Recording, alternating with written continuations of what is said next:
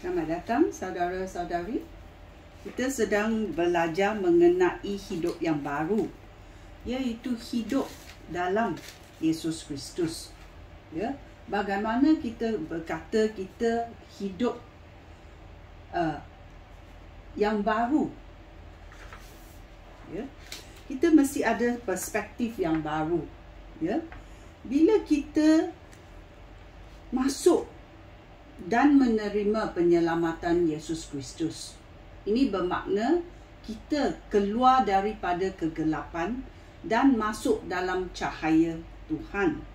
Ya, gelap dan cahaya adalah berbandingan. Ya, berbandingan. Satu gelap gelita, satu penuh cahaya. Mana yang kamu hendak? Ya. Bila kita hidup dalam cahaya, semata-mata hidup kita bersih. Hidup kita penuh kegembiraan kerana Tuhan telah memberikan kegembiraan itu kepada hidup kita. Ya, kita melihat pokok bunga dalam perspektif yang berlainan. Ya. Kalau kita hidup dalam kegelapan, selalu dalam kepahitan, selalu hendak membunuh orang, untuk menghasut orang, adakah hidup kamu hendak hidup macam itu?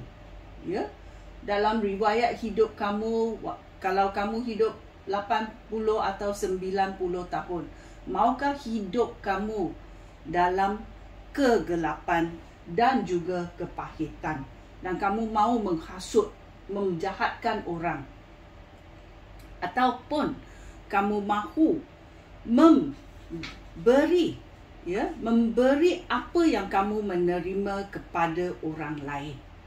Ya, memberi kegembiraan, memberi pertolongan, memberi kerana Tuhan telah memberi kepada kamu, dan kamu mau memuliakan Tuhan dengan memberi hidup yang baru ini kepada orang lain, supaya orang lain juga menikmati hidup ini. Dalam Yohanes bab 10 ayat 10, Yesus berkata, "Aku datang supaya manusia mendapat hidup, iaitu hidup yang kelimpahan." Ya, Tuhan mahu kita menikmati apa yang diciptanya di dunia ini. Pokok-pokok, bunga-bunga, apa sahaja yang diciptanya adalah untuk kebaikan manusia.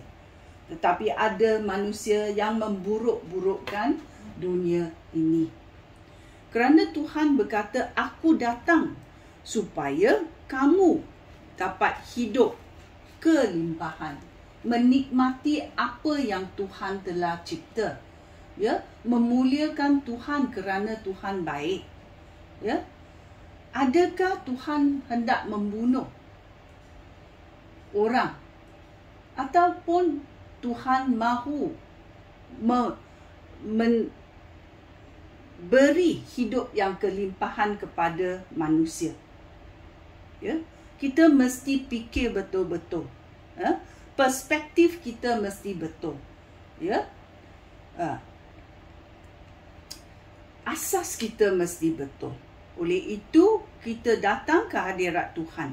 Ya, Tuhan memberi kita nama baru. Bila kita menerima roh Tuhan, ya, kita menjadi anak-anak Tuhan. Ya, kita bersekutu dengan Allah Bapa.